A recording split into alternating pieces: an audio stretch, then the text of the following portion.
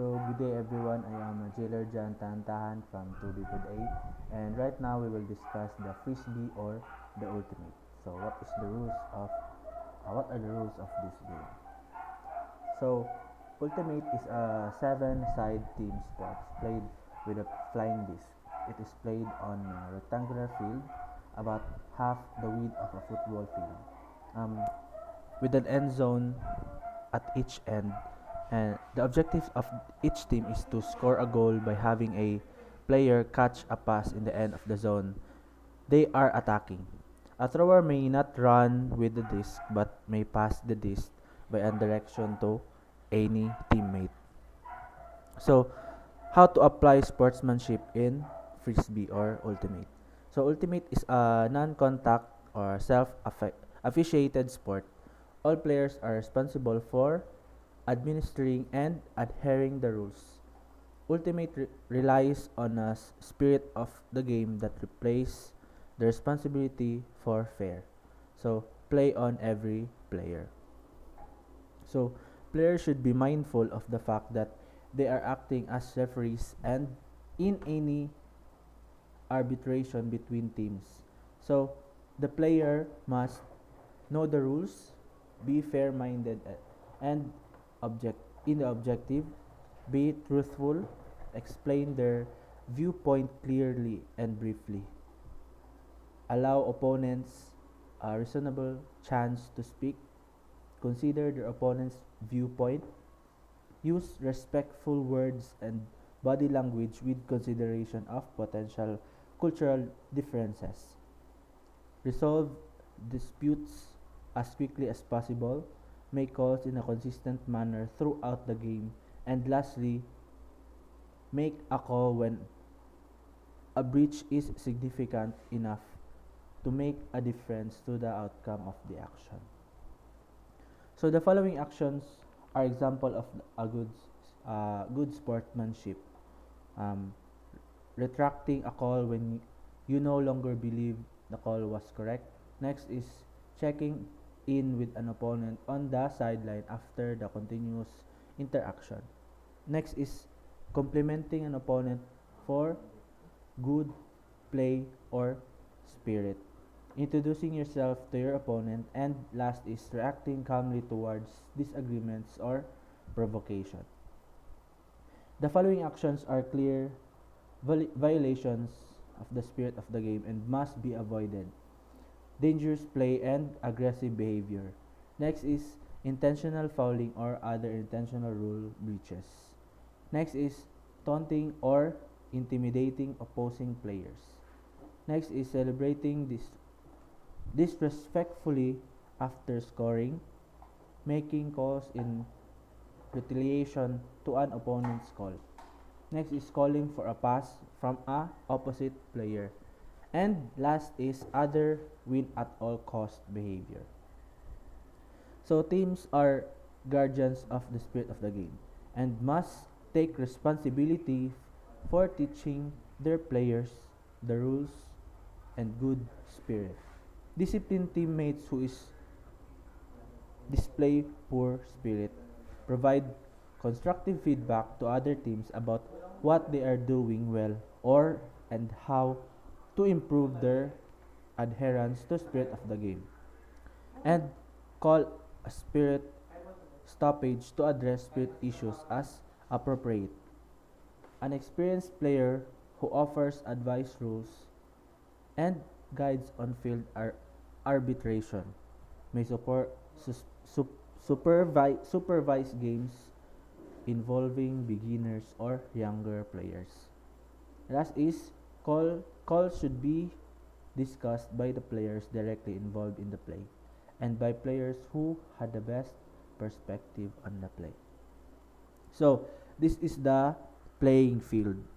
So there are end zone and the playing field. So the height of the playing field of the ultimate is 37 meters and the width is 64 meters. So the length of the end zone is 23 meters. So the equipment. Let's proceed to the equipment. Any flying disc acceptable to both captains may be used. WFDF may maintain a list of approved discs recommended for use. Each player must wear a uniform that distinguishes their team. No player may wear items of clothes or equipment that reasonably could harm the wearer or other player or impede an opponent's ability to play. So the point, goal, and the game. A game consists of a number of points. Each points end with the scoring of a goal. A game is finished and won by the first team to score 15. So there are 15 goals. A game is separated into two periods of play called halves. Halves time occurs when a team first score 8 goals. The first point of each half starts when half starts. After a goal is scored and the game has not been won or halftime has not been reached, the next point starts immediately. The team switch the end zone that they are defending, and the team that score become defense and pulls next. So let's proceed to the teams. Each team will put a maximum of 7 players and a minimum of 5 players on the field during each point. Each team must designate a captain and a spirit captain to represent the team. A team may make unlimited substitution after a goal is scored and before their team signals readiness for the pool. Starting a game.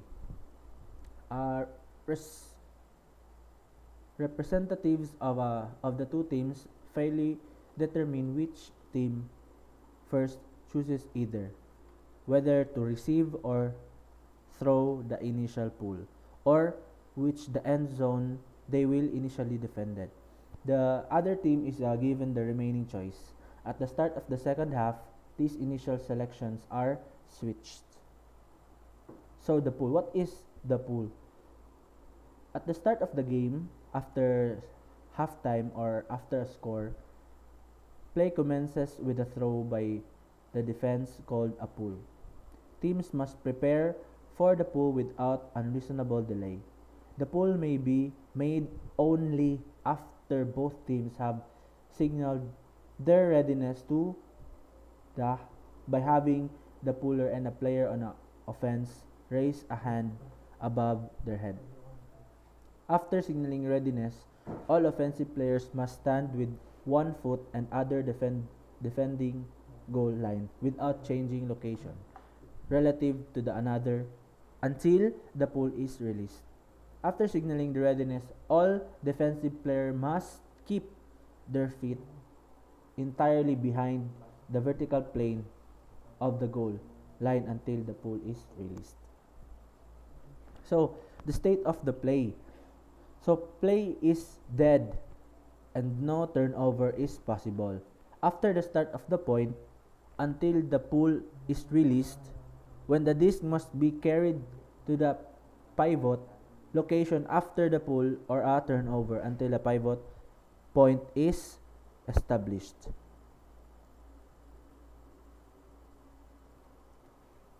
So after the call which stop the play or any stoppage until the disc is checked in or after a disc hits the ground until possession is established by the appropriate team. Players are allowed to move during the dead play unless specified otherwise. So, the stall count. The marker administers a stall count on the thrower by announcing stalling, and then counting from 1 to 10. The interval between the start of each number in the stall count must be at least 1 second. The stall count must be clearly communicated to the thrower. The marker may only start and continue a stall count when play is live or until the pivot is established after the turnover. They are within 3 meters and thrower's pivot point and the pivot location is the thrower, is not the location. And all defenders are legally positioned. So the check. Whenever you stop during a point for a foul, violation, contested turnover, specified turnover, con- contested goal, stoppage, discussion, or at a completion of a timeout, play must restart as quickly as possible with a check. The check may only be delayed for the discussion of a call. So the out of bounds. The entire playing field is in bounds. The perimeter lines are not part of the playing field and are out of bounds. All non-players are part of the out of bounds area. The out of bounds area consists of the ground which is not in bounds and everything is contact with it except for defensive players who are always considered in bounds. So receivers and positioning. So a catch occurs when a player has non-spinning disc trapped between at least two body parts. A catch can be enabled a player to establish positioning of the disc.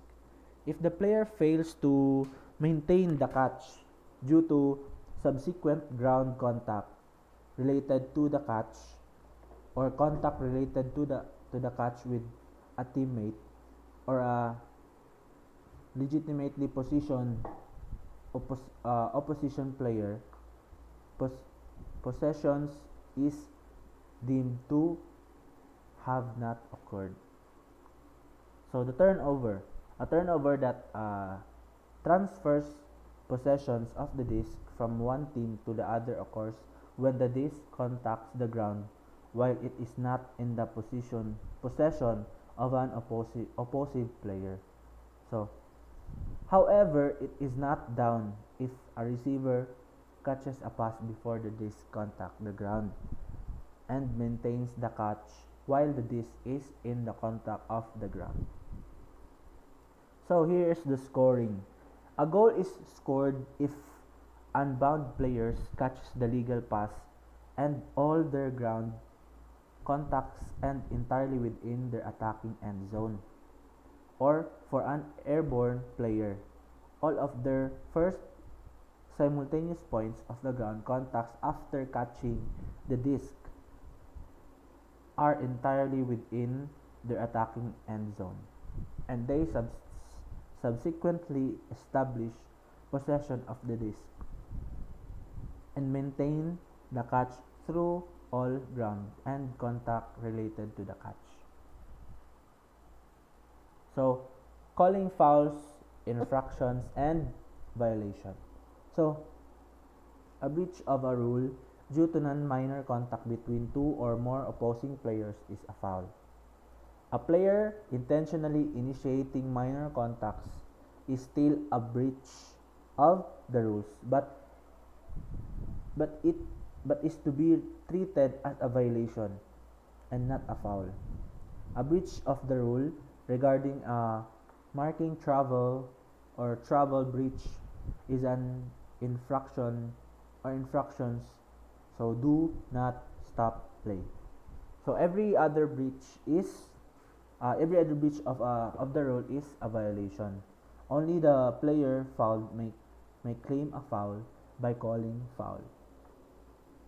In general, only the thrower may claim an infraction by calling the specific name of the infraction. However, any offensive player may call a double team, and the defensive player may call a travel infraction. So the continuation after the call. So whenever a foul or violation call is made or player attempts to stop play in any way, play stops immediately and no turnover is possible. So unless the situation is specified.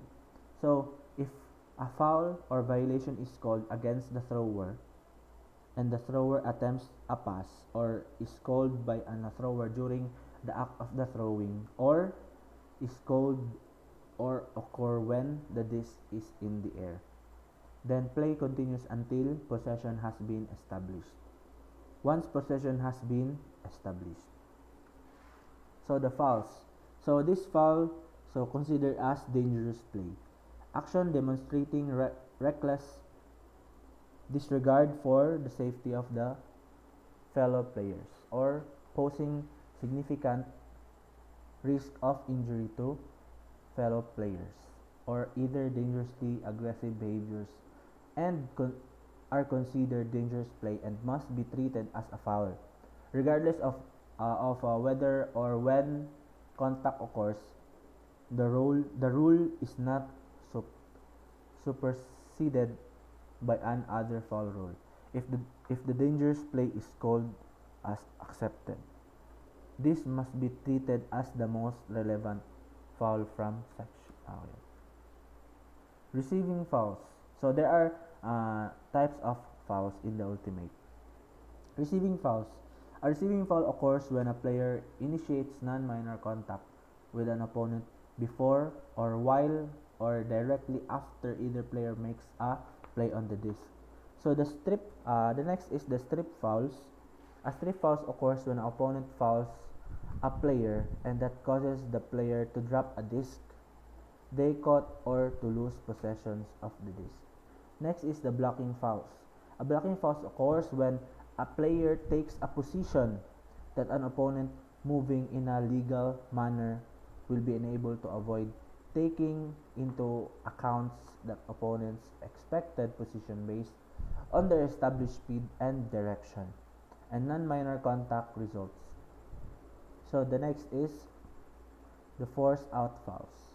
A force out fouls occurs when receiver is in the process of establishing possession of the disc and is fouled by a defensive player before establishing possessions and the contact caused by the receiver.